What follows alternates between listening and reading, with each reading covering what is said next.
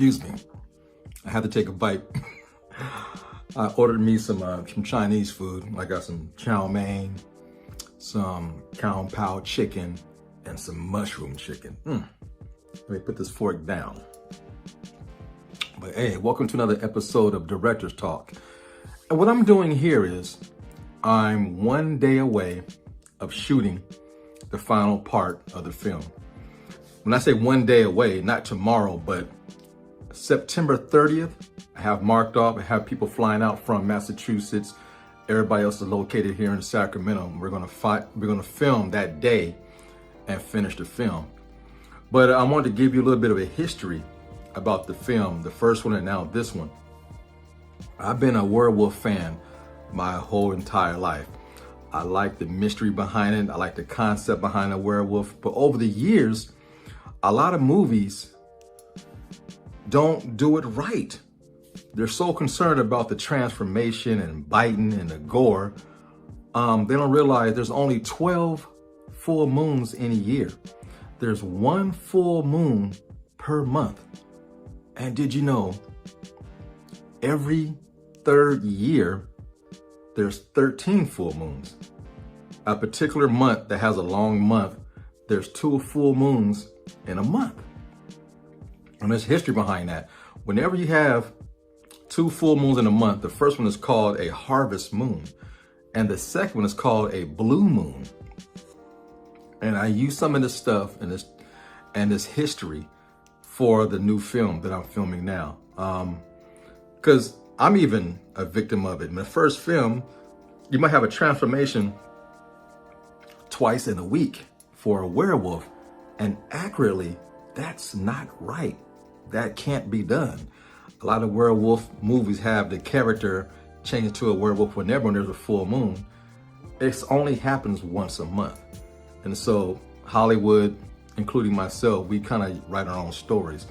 Well, this movie is accurate. It only happens once a month. And the cool thing about this film, it happens twice in 1 month. The month of October 1st and 31st, which of course is Halloween night. And the cool thing is, when I was doing research, because each of my films, when I write a script, I also do research, try to match everything that's factual within the script to make it more believable. So if people do research, they're like, well, I don't know if that's true. Oh, hey, this man did his research. It's true. So first and foremost, it is a sequel to What Have I Done? And in that movie, I kind of created my own universe for werewolf. I kind of changed the whole notion how werewolf is transformed and happens. Well, in my movie, a werewolf don't have to be bitten by a wolf to change into one. It can be passed on through man and women's relationships. If your father has been previously bitten, he can pass the gene on to his son through birth. And I use that as a telling point in my films. At a certain age, maybe in your mid-30s, and when you start realizing your body starting to transform and change, it doesn't happen at a young age, but maybe it does, you never know. And I use that as the whole new way of telling a story of how my werewolves act in my films. And you'll learn a lot more in this new film. And again, if you're in a relationship, how do you date a person that once a month they change into a creature? And this movie is a love story first. Then it's a creature feature. Then it's a horror film. Then it's a thriller. So it's all these things combined in one, but the heavy influence is on the love story. And it just happens to be the male lead in this movie who's in love with somebody happens to be a werewolf.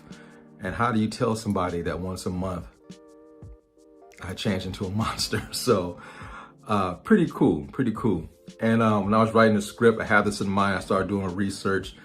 And then when I did the history of it, that's why in the promotions, I'm using heavy influences on relationship, Blue Moon, Harvest Moon.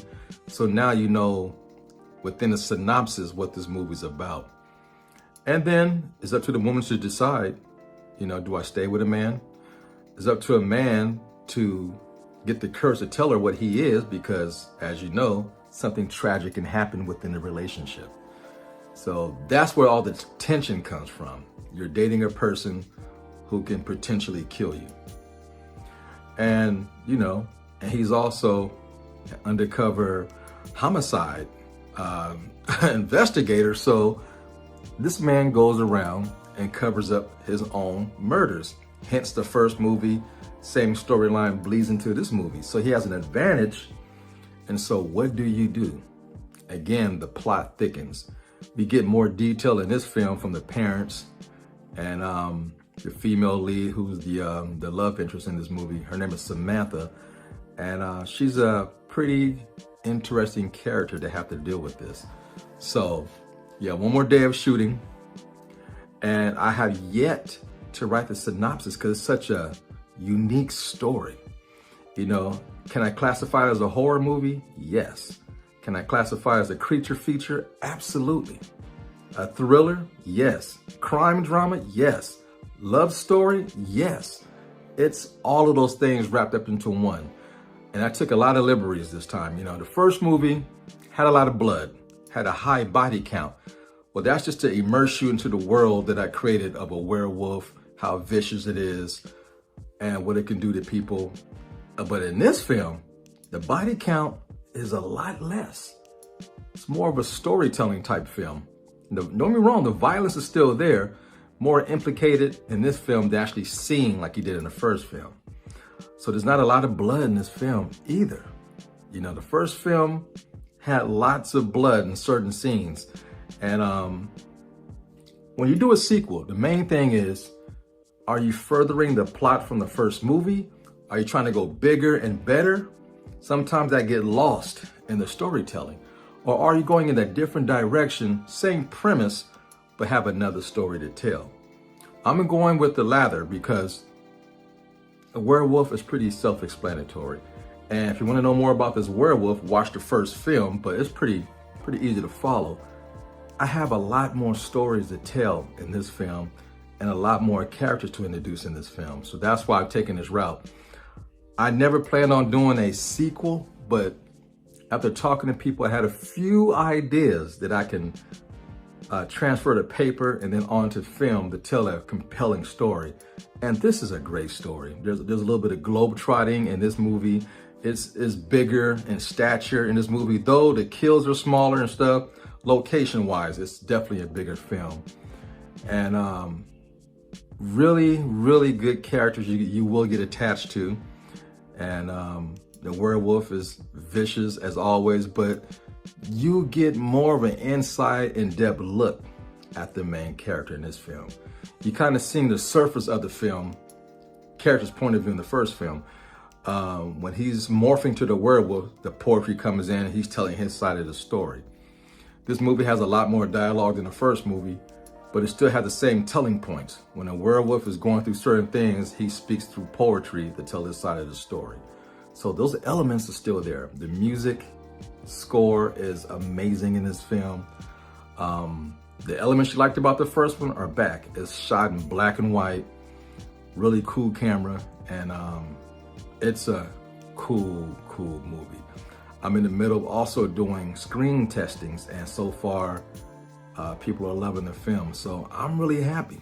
But yeah, I want to give you a background story of the facts that are presented in this movie. You can look it up. These are true facts. There's only 12 full moons in a year, and that every third year, there's 13, and it can fall on one of those long months that has 31 days. And like I said, in my story, it takes place in October 1st, and of course, Halloween night. The werewolf is out to sink his teeth into something very delicious. Like this Chinese food, another bite. Man, hold up. So thank you for watching. I'm gonna finish grubbing. I'll see you soon. Peace. Nothing but love. Fade to black.